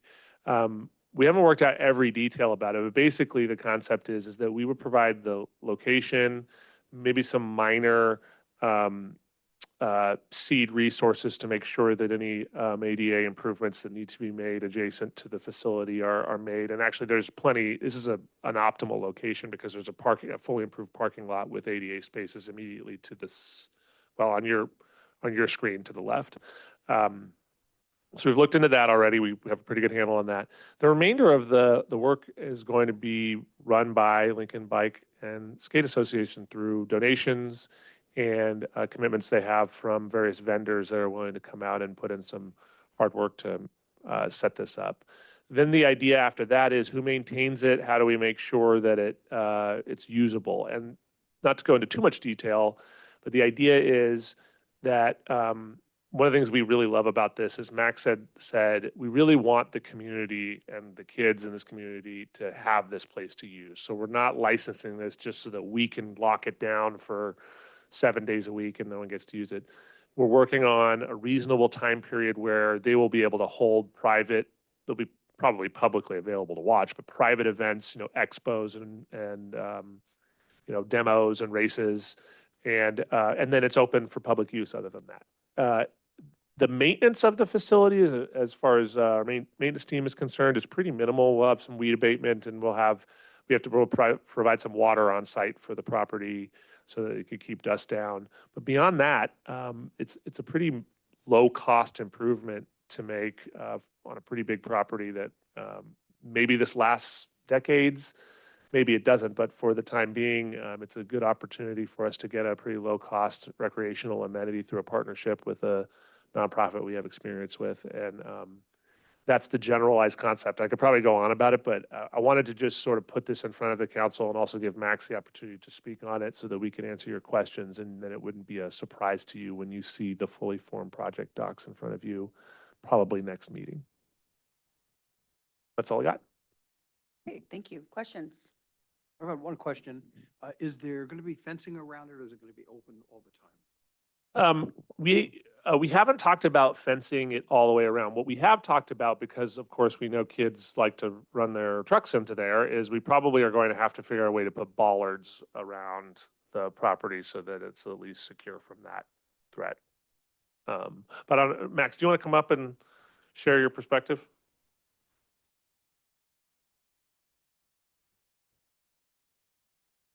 Hi, Max, Lincoln Skate and Bike Association. Very well said, Sean. Thanks so much for all the kind words. And thanks, Holly, for all the kind words on the skate park also. Yeah, you bet. What questions can I answer? Questions? I don't remember whether we had detailed discussions about fencing. I thought it was a no on that, but I don't remember. The bollards around the side, yes. I think it's unpractical to have a real high fence around it, since it's not really going to keep people out. When they really want to get in, they'll get in, and it'll be a high cost to get it done also. But it'll keep the cars out from the sides, so we'll have that. And at the end of the day, most of it's just dirt. At some point, we'll have some decent improvements to make it nice. That'll be, at some point down the road, professional grade, but for a long time, it'll be basic. I had a quick question. So how do you mitigate the dust getting kicked up and then dealing with how much water it takes to do that? And I know just from riding horses outside, it's constantly just having to water the dirt to keep it from, kicking up. And so does that change with regards of what type of soil that you use? And does it require less water once you get the better grade, or I don't know? Great question. At some point, we'll have what's referred to as a slurry that'll be put down on some of the more permanent surfaces. A slurry is basically like a glue that can be placed over the actual riding surfaces that'll mitigate that, and it'll keep it in more of a permanent space. But a lot of it'll be okay to be ridden in the drier conditions, because that's what some of the bike features that aren't just BMX related, that are mountain bike related, are made to ride in the dirt. And so watering will be nice, but it's not mandatory. And then gravel on part of that too, for where the parking stuff will be, standard kind of gravel. Well, and Max, when you guys are like on the actual course portions, when you guys are creating the lanes, for lack of a better term, you're stamping down that. Yes, it'll be compacted. Compacted, so it won't be like just Giant dirt clod. No. There's going to be multiple features that are going to be shown. It's hard to tell on the design, but over 1/3 of it will be BMX centric. And then 2 other pieces of it will be a pump track and then also a mountain bike skills course. So the BMX features will have a little bit more of a standardized packed down dirt. It won't be as thick, dusty. That'll have more attention put towards it, because that's more of a specific type of thing versus the mountain bike skills courses. Other features I won't bore you with, but aren't necessarily concerned with dust. Any other questions? Yeah. So you're looking for our approval to move forward, or is it just direction to move forward? Yeah. You'll have I'll probably put it on consent unless you want to go into real detail, but next meeting you'll have all of the project documents, which we still need to get Max's approval on, but basically put forth all of the agreements that we're agreeing to do and what he's willing to do, and a couple blow off valves if something doesn't go right, so that we can make sure the project happens. Great. All right. Thank you, Max. Really appreciate it. Looking forward to the pump track too. Thank you. Great, thanks. Okay. All right, city manager reports. I'm going to keep it pretty brief. I just wanted to mention, wouldn't have been appropriate to try not to respond in too much detail if I can avoid it during public comment, but I did want council to know, because it's been brought up so many times. Our water master plan update is probably going to be complete, Matt, next month. Yeah, next month-ish. And when it is complete, there will be a robust, mind-numbing discussion about the water master plan with, there will be plenty of updates, plenty of new projects that are recommended. One of the things that's super important to remember about our 2017 plan is it wouldn't have mattered if we had 5,000 projects. We had 0 rates, so we couldn't have built any of them anyway. We didn't even have enough money really to update our water master plan. So now that we've fixed that problem, the next step for Matt is to, and Vin, is to finish up that study so that we can start programming those capital improvements, in the smartest way possible. So there will be a robust discussion about that, and I will make sure I reach out to Mr. Nader and let him know that that is coming, and love to have him present for that. So, and I think that's it. I mentioned senior health fair last time. That's still continuing forward. Please check our website for that. We have, I think we're completely at capacity for vendors. So it probably will be even bigger. Say event that this again, year. Sean? It is, one moment.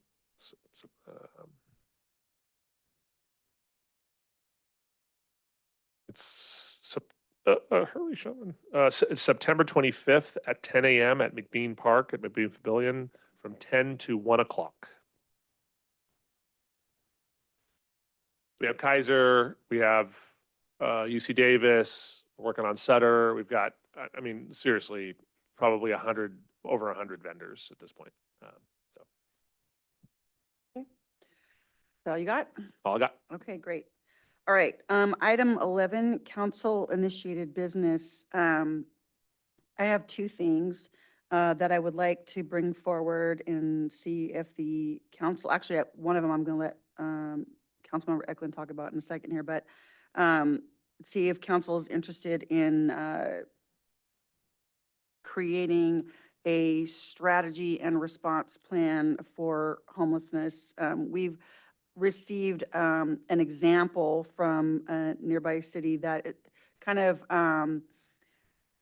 actually mirrors a lot of what we're already doing, but I think it would be a good idea to create a city resolution adopting a formal strategy and response plan instead of to be prepared when there's more talk about standing up a shelter. Like, we've decided that that's not really the solution, but to solidify what we've already been doing, prevention and stability, access to supportive services, transitional housing, affordable housing supply, community partnerships, public safety and crisis response, reducing community impacts, sustainable funding, and et cetera, things like that. So we have some examples to look at, but I think Christine has been kind of already working on this in the background. So I think we just, for one, it protects us to some level, but it also helps us to continue to be proactive. So just wondering if there was.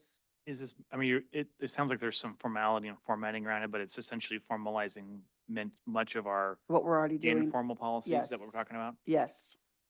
Right. I think the idea is really to have sort of a collaborative response from local jurisdictions like Rockland, Roseville, and Lincoln, of course, so that when county propositions are put forth, that we all have a policy that we can stand by that is somewhat cohesive, so that we're linking arms and portraying a similar message. Are the other 2 jurisdictions you mentioned ahead of us already?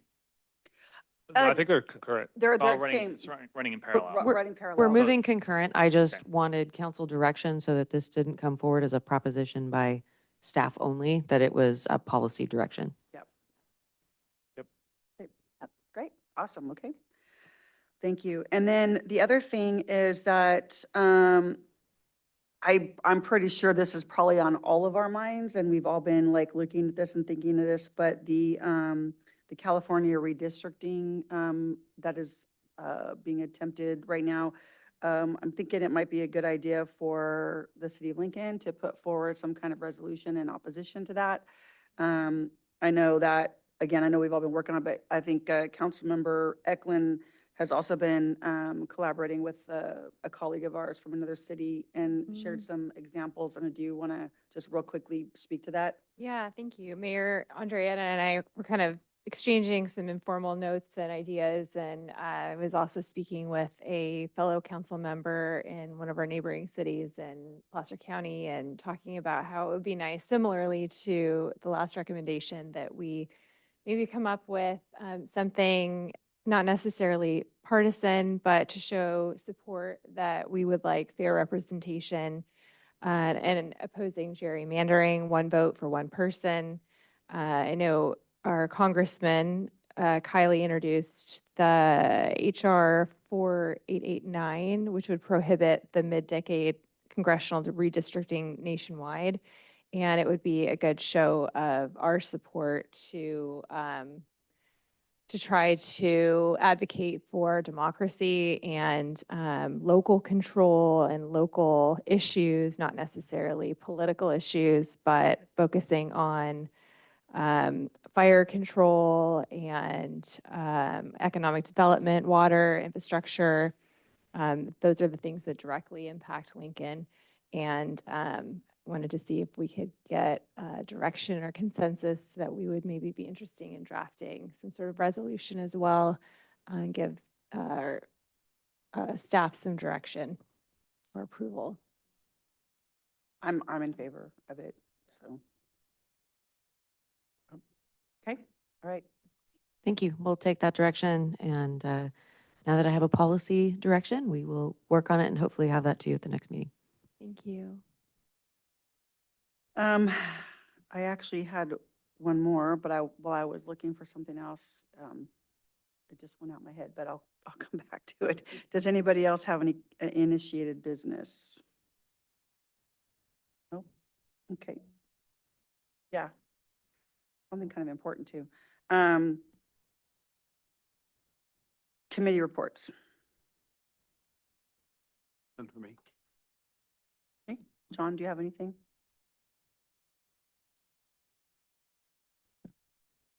I had SACOG this week, or last week, but they're getting ready to, it was nothing really to report. They're getting ready to jump into the next 6-county competitive funding round. There was some conversation about, you know, counties that got left off and different things like that. And so, you know, because the tendency is that SACOG is more Sacramento-centric. Not that other counties don't ever get anything, but, you know, like I know that we lost out on one, Loomis lost out on a project. The supervisor from Sutter County was expressing some, you know, concern. And so James spoke to just about the process and the competitiveness. So that's something that we'll be jumping into. And then we talked about James, we had his performance evaluation, so nothing really there to report. But I think that's all I have for that. Well, for PCTPA, we meet tomorrow, but I wanted to highlight, again, the grant that we got for $22 million for the Highway 65. Yeah. And we're looking for second highway for that. I have LAFCO on Thursday. It's not a regular meeting, but it's a workshop. And we are going to be addressing, and it's our second and final workshop to finalize our policies. So it's going to be important, and I'm going to be bumping that off of our city manager and city attorney before I go in. Good. Okay, I'm going to jump back a minute because I remembered what it was, and then I thought of another thing. Well, one of them is information, but I'll jump forward because I think we're done with community. So the other item that I was concerned about is, I know that Councilmember Eklund has received emails. I know I've received a few, so I'm guessing the rest of you have, receiving emails from parents from Western Placer School District. They are very angry about the redistricting, the rezoning for their children where they're supposed to go to school, and emailing us, asking us to do something about it. And so I'm trying to explain that, you know, part of it is they're, you know, it's like, well, if you're building houses, then you need to make sure they have schools, but trying to explain the process, that they have their own governing body, that we cannot control that. And people appreciate the response, but they're still upset. So I was just wondering, Sean, maybe that's something that we should put some information out about that, or I don't, maybe have a conversation with the superintendent. I don't really know. I mean, we can continue to field emails. It's not a problem, but trying to explain to people that that's not our jurisdiction. Yeah, I'll talk to the superintendent about it in the morning. I think probably what she'll probably request is please just, if you could forward those folks directly to the school district. They've been having those conversations. I think they really heated up, I think, yesterday because there was It a did. presentation It down did. at Lincoln They had a Crossings. that a barn burner. So, yesterday. yeah, I'll follow back up. Yep. Okay. Thanks. And then speaking of grants, and I forwarded on, I'm sure you already know this because you guys apply for it, but Jack from Kevin Kiley's office emailed me. We've got 2 grants for our runway for the airport, which is really, huh? For planning. Yes, very exciting. So just wanted to let everybody know that that's, yeah, good stuff. About 400,000, I think. Roughly. Yeah. Yeah, there was a smaller one and then another really large one. So all together, yeah, really good stuff. And then just something fun I wanted to share. Sean is really good about sending us, messages when residents are happy about something. I mean, we often get, complaints or whatever, which is fine. That's what we're here for. But when people compliment us on the things that we do well, it's nice to hear it. And so I had an email along with to Public Works from a resident who lives over in the Teal Hollow area over by the airport. And they have some traffic concerns and they want us to do some things. And so one of our staff emailed and said they're going to put it right on the Traffic Safety Committee and talk about it. And then I emailed him and I said that, thank you for including me. They'll keep me in the loop. You should hear back from them. And so the email that I got yesterday said that, I won't say the name, but our staff person, he said, called and emailed me this morning. Never in my life have I received such a prompt and thoughtful response from a government employee. Thank you very much for leading such a wonderful city. Best, and then the president. So that was very nice. And I wanted to share that with Matt and his department. And so, yeah. Yeah, and that individual was with me in my office until 5:30 working overtime today, looking at one of the emails we got from our city attorney's office. But he's super dedicated, like many of our staff, and we are going to be presenting in the future. He actually contributed on a team effort that saved the city hundreds of thousands of dollars from PG&E, so that's forthcoming in a future meeting. But we do have some just absolutely phenomenal staff. And yeah, we will be embarrassing him publicly very soon and the team, but he Can't is wait. an absolute asset We to our like to do city. that, don't we, chiefs? We like to embarrass our staff. Can I share the other one really quick? Sure, sure. Okay, so Sean, our city manager, Sean Scully, sent us another complimentary email. And again, this is Public Works saying that on Saturday, the 23rd at 8 o'clock in the morning, truck 740 was collecting trash from a dumpster by 12 Bridges Starbucks. And a bunch of glass bottles fell and broke on the asphalt. And they were witnessed getting out of the truck, took the time to completely clean up all the shattered glass. Yes, that was great. And they just wanted to commend the extra effort. They could have just ignored it, but they made sure they got it all clean, and that was pretty And good. that's not the first time we've heard that about our solid waste drivers. I've had a couple years ago, other residents say that they saw a mess at the parking lot or somewhere and they got out and they cleaned it up and they were super impressed. So again, we have the best public works staff. We have the best staff everywhere, but they always do a great job. They're very conscientious. And so I appreciate that. All right. Anything else? I want to bring that up under information items whenever it's. Well, we're on information items, Okay, so well, you good. are up. Okay, so I'm going to key Dave, our IT person, because Wings and Wheels is over. I'm getting my life back, which is very nice. It is probably the most complex event that the city puts on. And I want to, there's no words to describe the work and the effort that our Public Works team has put together over the last really hard month and a half to make sure that it comes out. This year, we didn't have rain, which was good, but we had a slight bit of heat. It was probably 115 on the tarmac. But we had a lot of people out there, which is really good. But the city sponsors it. And as I said, a special shout out to Public Works and our airport people without a doubt. We couldn't do this without the participation of the Lincoln Chamber of Commerce. They put in a lot of effort to do it. And the pilots group also. We're still tallying up everything for how many people came through, wow, how much did we make, what are the expenses, all that other good stuff. We think that we're going to be in good shape. But it really, somewhere between Friday night and Saturday, we probably had 8,000 to 10,000 people come through the gate. There's two levels to that. One that we charged for adults at $10. You can't beat that rate. And youth under 18 got in free. We had a whole range of things going on. We had the cars, we had a lot of airplanes, we had hot air balloons. We had 60 vendors and 10 food trucks. And this last year, this time we expanded the Friday night experience with a moon glow, which you'll see in a second. That came off really well. And then Saturday we started, I was out there and a number of us were there at 5 o'clock working it. And there were a lot of people waiting to get in the gate at 5 o'clock. We're out there just to see the moon, the hot air balloons take off.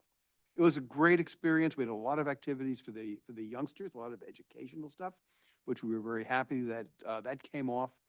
For me, it was a safe experience for our guests, and that's critical because we have moving props and moving cars and a lot of kids. There were 0 incidents that we had. Everything just worked away. You know, my comment on that is that it's like you see a duck swimming across a lake, and you don't see how hard the feet are going underneath the water, just churning, because it's an incredibly difficult thing to put together. But we put it on. This is, I think, about our 12th year doing it. It gets a little bit bigger every year. It gets a little bit more complex. We add more content and value to it. But it just takes, I think we had something like probably close to 100 volunteers altogether. And so it really came together very, very well. Everyone had a great time. We'll do a debrief. So Dave, can we play that? Oops, we got that one over there. So this is Friday night, hot air, this is called the Moon Glow. You can use some exotic food. There's a bar. That's cool. Bombay. Come on, fly with me. We'll float down in the blue. Fly with me, float down to Peru. In Llama Land, there's a one-man band, and he'll toot his flute for you. Fly with me, we'll take off in the blue. Once I get you up there, where the air is rarefied. This is the A-26 World War II bomber that came out of Stockton. Starry-eyed, once I get you up there, I'll be holding you so very near. You might even hear a gang of angels cheer just because we're together. Weather-wise, it's such a cool, cool day. You just say those words, we'll whip those birds down to Acapulco Bay. It is perfect for flying honeymoon, they do say.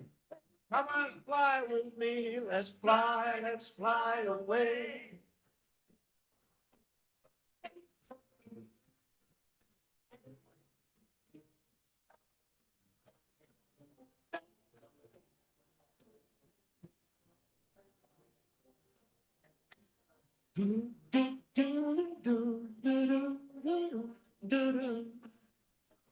Once I get you up there, where the air is so rarefied, we're gonna fly absolutely starry-eyed. Once I get you up there, I'll be holding you so very near. You might even hear a gang of angels cheer just because we're together. Weather-wise, it's such a groovy day. You just sing those words, we'll whip those birds down to us, Acapulco Bay. It's perfect for a flying honeymoon, they do say. Come on, fly with me, let's fly, let's fly. Pack up your bags and let's get out here, let's fly.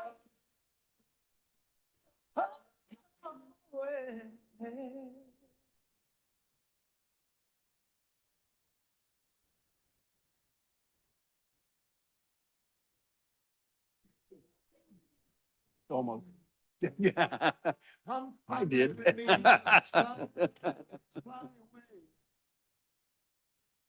Should always be done. If you can use some exotic food, there's a bar in Far Bombay.